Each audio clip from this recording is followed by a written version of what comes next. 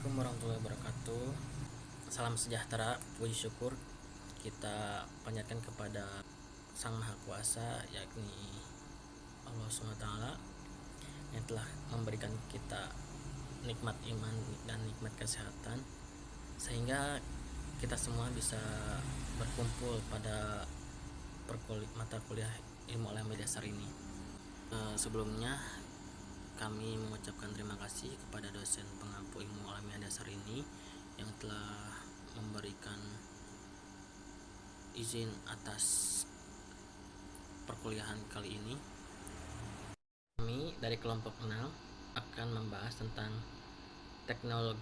dampak teknologi IPA dan kehidupan manusia di masa yang akan datang. Mari saja kita lanjutkan kepada pemateri, yaitu Fauzia Zahra Kamila, dan yang lainnya dipersilahkan. Bismillahirrahmanirrahim. Assalamualaikum warahmatullahi wabarakatuh. Perkenalkan, nama saya Vidya Audi Rabbani. Di sini saya akan menjelaskan tentang IPA dan teknologi bagi kehidupan manusia. Yang pertama, pengertian teknologi.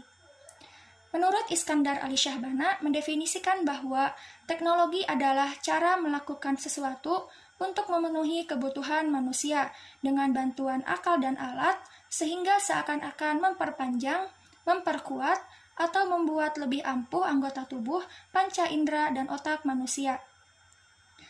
Elul juga mendefinisikan bahwa teknologi adalah keseluruhan metode yang secara rasional mengarah dan memiliki ciri efisiensi dalam setiap bidang kegiatan manusia.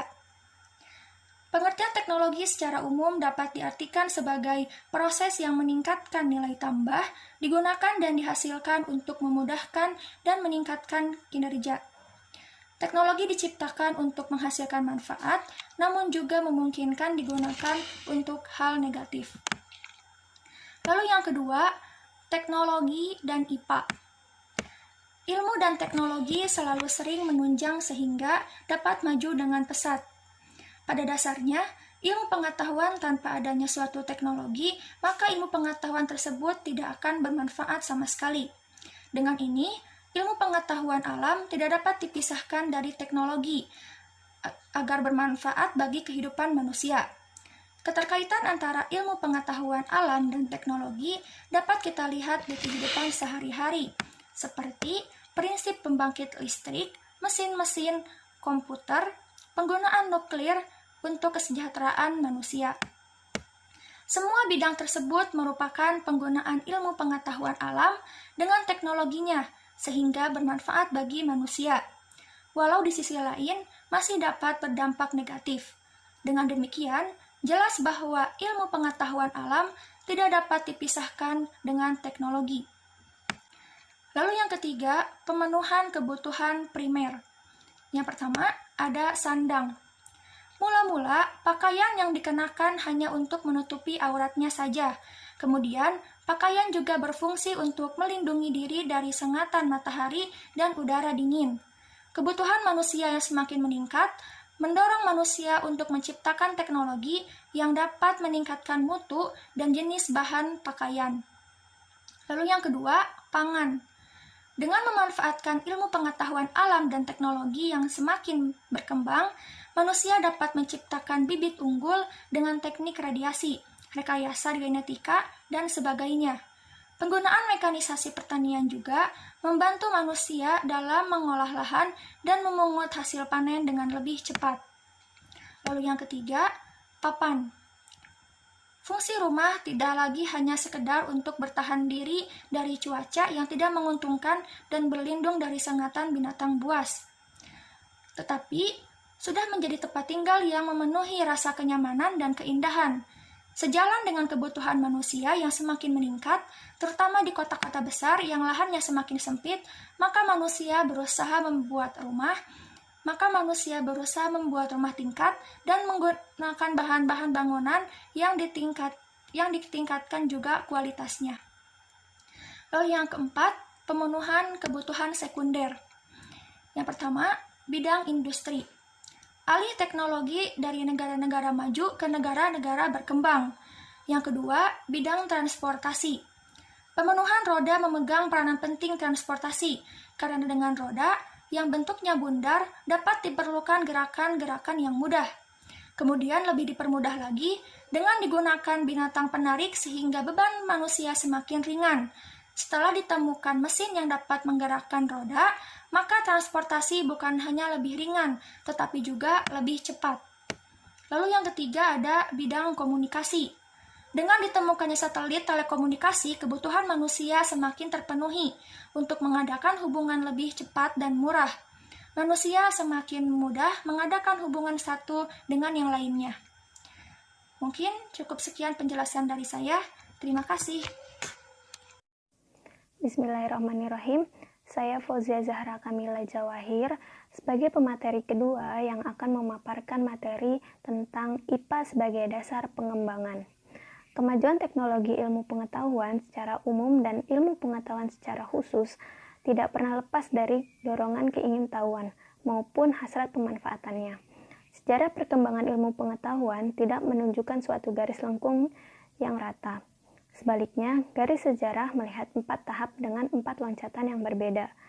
Setiap loncatan membuka era baru, yang era pula hubungannya dengan alam pikiran manusia dari masa itu. Dalam sejarah ilmu pengetahuan, 4 loncatan itu disebut 4 revolusi ilmu fisika.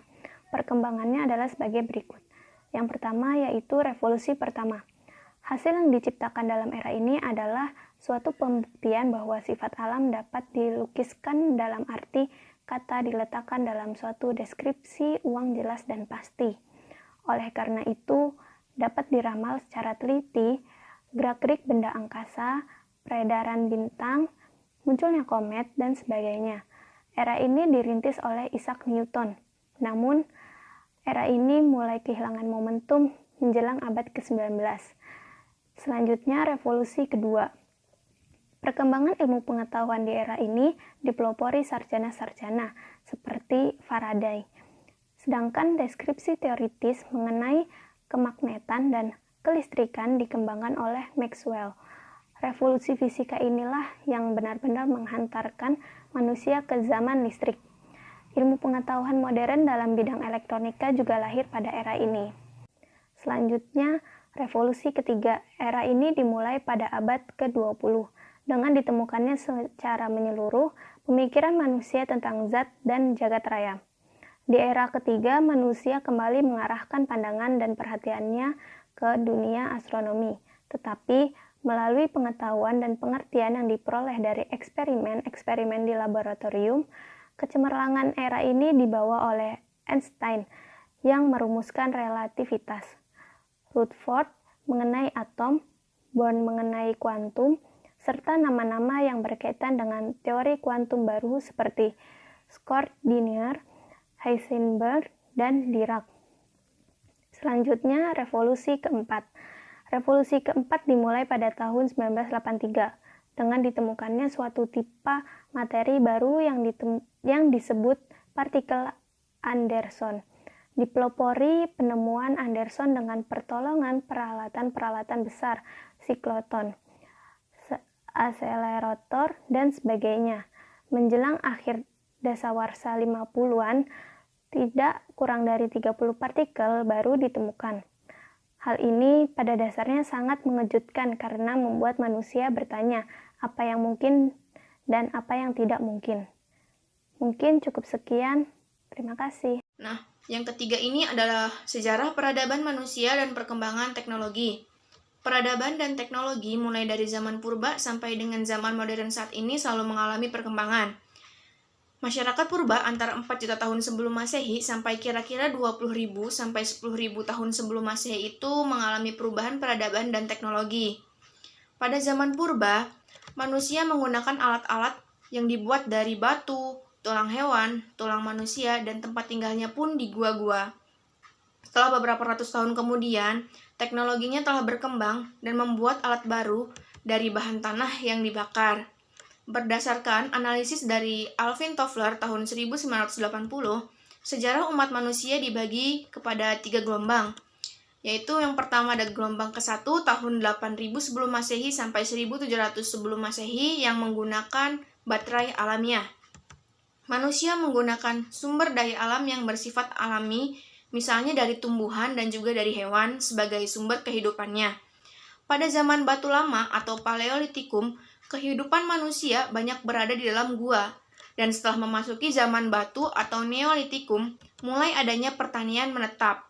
Di mana-mana di seluruh dunia beralih lagi dari peradaban kuno, yaitu berburu dan mengumpulkan hasil alam, ke usaha bercocok tanam. Manusia mengenal cara pengeringan dan juga pengasapan bahan makanan. Dan yang terakhir ada gelombang ketiga, yaitu tahun 1970 sampai dengan sekarang atau era reformasi. Pada gelombang 3 ini manusia padat informasi, tidak padat modal, dan hemat energi. Teknologi informasi berkembang setelah ditemukannya mesin punch card pada tahun 1890 oleh Hollerith sebagai dasar komputer. Era komputer dimulai setelah dibuatnya mesin komputer pertama yang ukurannya ini sangat besar. Perkembangan IPA dan teknologi telah menghasilkan produk-produk seperti radio, televisi, tape recorder, telex, radar, satelit komunikasi, HP, dan lain-lain. Alat-alat tersebut ini telah diatur penggunaannya agar tidak mengganggu satu sama lain.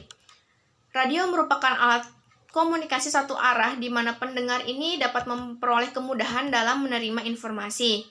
Ada juga pesawat televisi yang merupakan alat komunikasi satu arah ataupun dua arah yang diatur dengan alat-alat tertentu. Radar merupakan alat untuk bidang transportasi komunikasi udara, misalnya di lapangan terbang untuk mengatur pemberangkatan, kedatangan, dan juga petunjuk suatu pesawat terbang berada. Satelit komunikasi, penggunaannya telah diatur oleh International Telecommunication Satellite Consortium atau disingkat Intelsat dan lain-lain.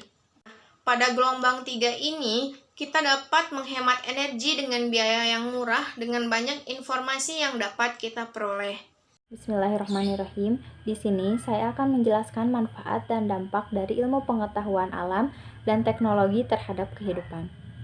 Perkembangan teknologi yang pesat membuat manusia menikmati segalanya lebih mudah. Teknologi memperenak kehidupan. Manusia kehilangan kepekaan untuk mencoba-coba yang secara psikologis penting untuk berani menghadapi tantangan hidup sebagai suatu undian. Ancaman besar yang dibawa teknologi adalah matinya imajinasi manusia, sebab teknologi melalui masyarakat yang sudah dipermesin akan merusak pikiran manusia.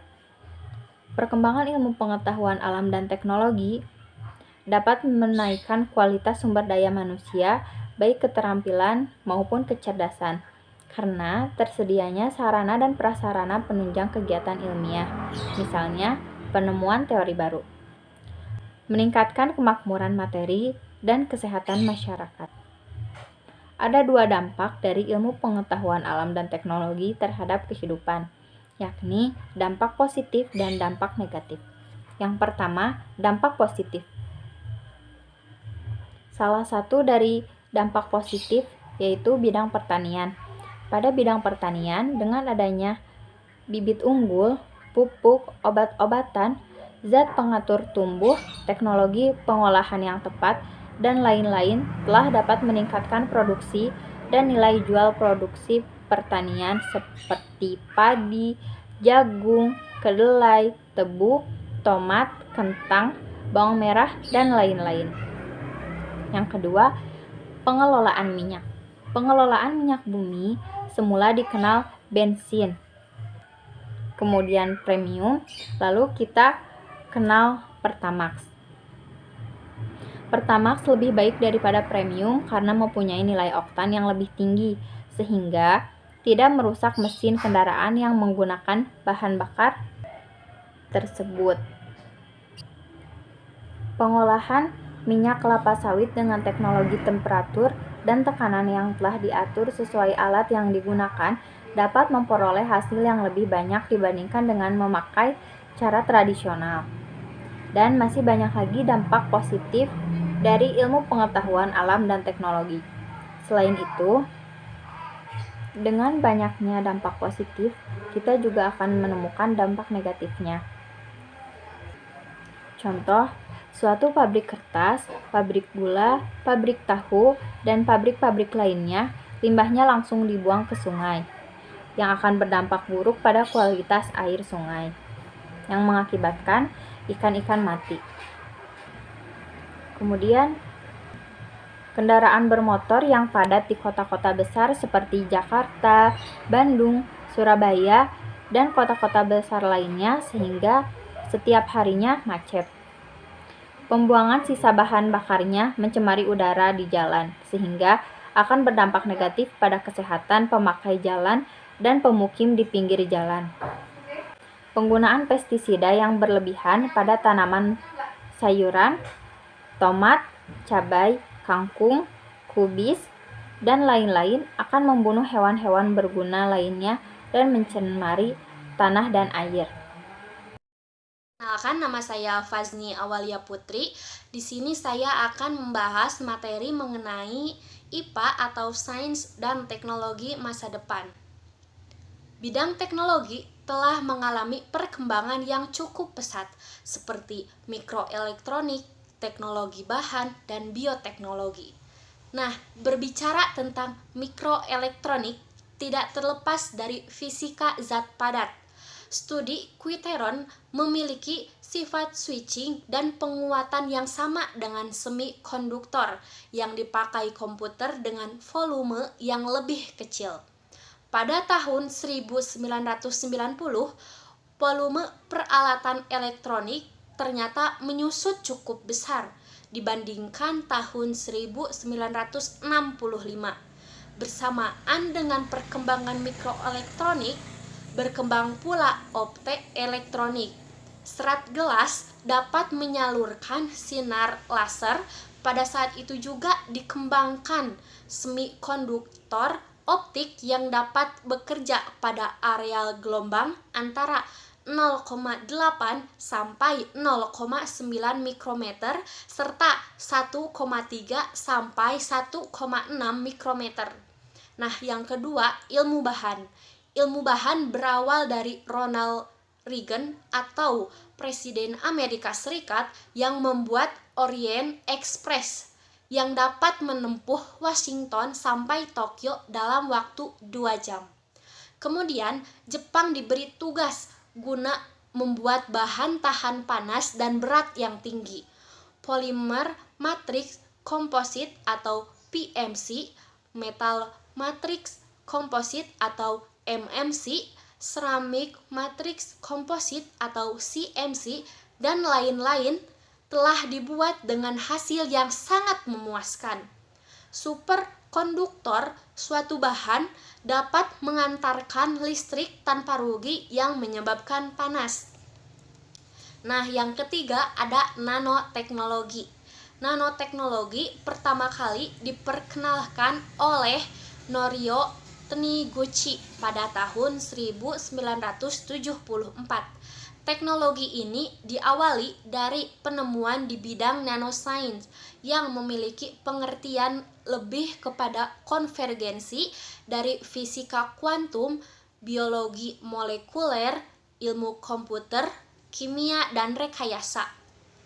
Teknologi nano pada tahun 2011 masih relatif baru sehingga masih menjadi perdebatan oleh para ilmuwan.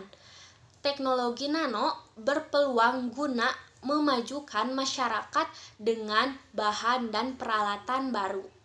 Pakar teknologi nano pada tahun 2005 telah menyusun daftar peringkat prioritas aplikasi teknologi nano yang bermanfaat bagi kaum miskin di negara yang sedang berkembang dalam waktu kurun 10 tahun ke depan. Urutan prioritas pertama yaitu penyimpanan energi, kedua produksi pertanian, dan yang ketiga penanganan dan remediasi air dan lain-lain. Nah, perkembangan ilmu pengetahuan dan teknologi yang demikian pesatnya mempunyai pengaruh langsung pada kehidupan. Pengaruh tersebut sifatnya berbeda-beda.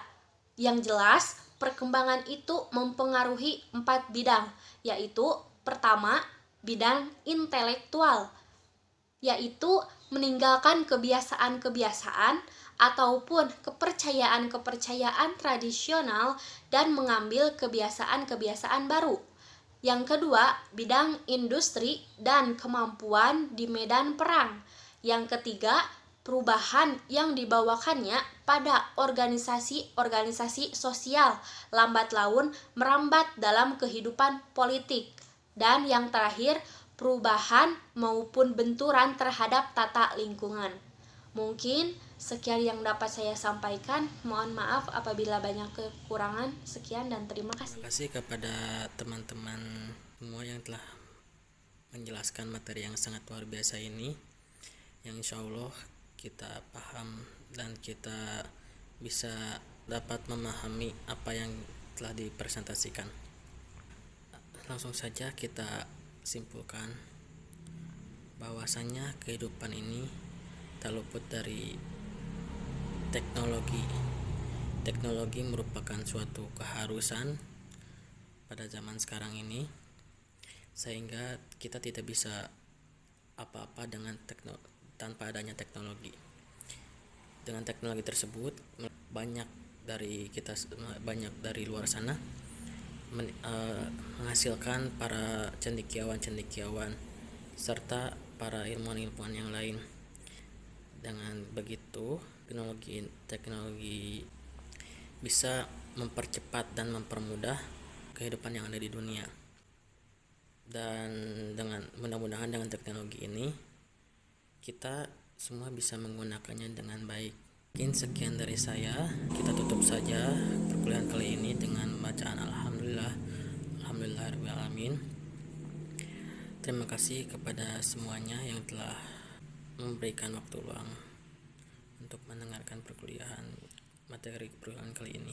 Saya selaku moderator izin pamit, mohon undur diri. Terima kasih. Wassalamualaikum warahmatullahi wabarakatuh.